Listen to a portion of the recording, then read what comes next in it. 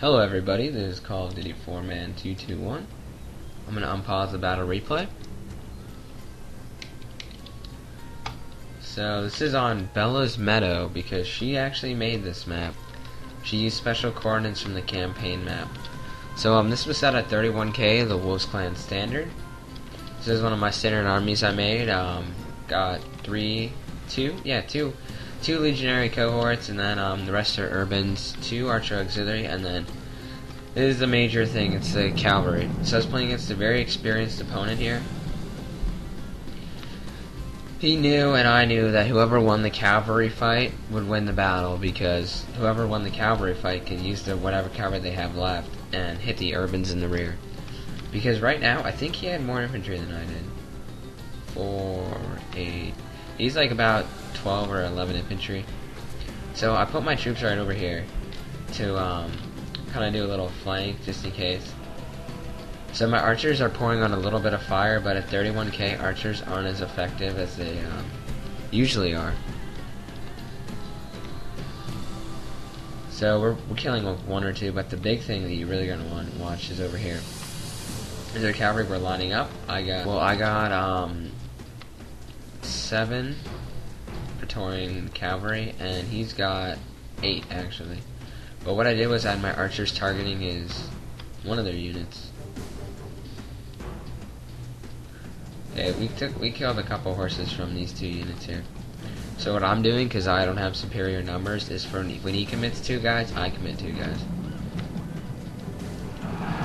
So there's the clash, committing 1 unit at a time. But what's really key here is that I brought over these 2 urban cohorts. It's when you're ever outnumbered with cavalry, always bring in infantry as support. It's like commanders right now, army commanders would use tanks to support their, always supported by infantry. You never want to send your cavalry in unsupported. So I did manage. He sent troops over to divert too, but I sent this 1 unit to kind of block those 2 units. And there's a lot of cavalry fighting here. I had this unit sitting here. I hit him in the flank. Not much from our infantry. I put these guys on loose formation to absorb the Pila, and the other guys behind them to do it. So right now it looks pretty bad for me.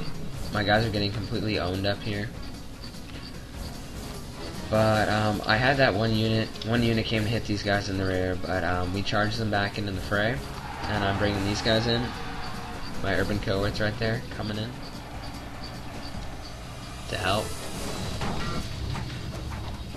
And yeah, it's just a cavalry mess right now. Over here, these guys are still holding these 2 units back. He's actually broken through my first line, and now it's their turn to return their Pila, because we already used all ours. So I wasn't really watching this at all. I was watching the cavalry fight over there, because that's big. And there's my general. He's wearing the cool hat. He's not a captain because of Belle's skin hat, which is actually really cool. So what's happened right now is I killed their general over here.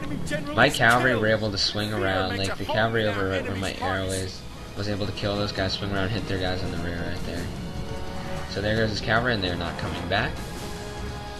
I'm sending this other urban cohort to help support these guys, but what I gotta really do is help out my infantry. As you can see, I've only got 2 urbans right here, and 2 right here, so I'm sending in my general unit to plug the gap. And somehow there's a Brutii soldier right here, so... Oh! My guy just owned that guy. And okay, so we're getting in a hand-to-hand combat here. He's actually completely routed this unit over here. He's completely winning on the right side. What's key is I got my cavalry. So I'm looking for weak spots on his part of his line, and I see these urbans right here, unsupported. I send my cavalry in and start routing them. That is the only way to kill urbans when you're losing outnumbered. Then there's a nice little gap. He has 4 troops trying to kill this 1 unit, or 46 guys. That's gonna be another target. These guys on their own are gonna definitely get rid of these guys, because there's only like 24, and we got like 3 units here. So I send back my cavalry here to get rid of those guys who are holding up my guys. I'm gonna send my legionary cohorts to help plug up the right side. It's my general unit here, and that other. Yeah, it's my general unit and what's ever left of that unit there. I don't want to attack the back of that because it's too messed up. What I'm trying to do is free up other legions so they can destroy. So I send these guys into a charge here, and it doesn't seem to work. There's too many of them, and there was too little of my guys to make them rout immediately. So I'm gonna pull out in a second, or not actually. I just figured that I might as well stick with it, and then I realized I need to pull out because I just can't take those kind of casualties. This unit started routing, so I'm freeing up more and more legions. These legions from over here that were assisting my cavalry have run over. So right now, here's his major bunch of his cavalry, his infantry, his urban cohorts. I'm setting my cavalry in for one final charge to get rid of the last unit here. And the battle is completely tipped in my favor now. All these legions are now free to go assist those guys. And my archers, which barely played a role in the battle, were hit in the back. I was so focused on commanding my cavalry, like micromanaging them, I didn't realize the unit came back from routing, started just standing there. Brought my archer auxiliary back to make it safer for them.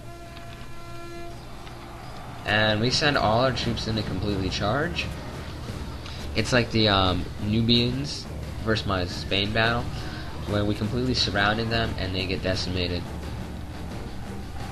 So over here, my whole left flank collapsed, but on the end I was able to free up my legions that were fighting his. Now, if both our cavalry had died, then I would have lost this battle because his infantry was owning mine. And if he had definitely killed my infantry, I would have lost too. And then my advisor announced that I've clearly won the battle. And I have, so that's clear victory. I had a little bit more men than he does, and this is called the 4-man 2-2-1 signing off.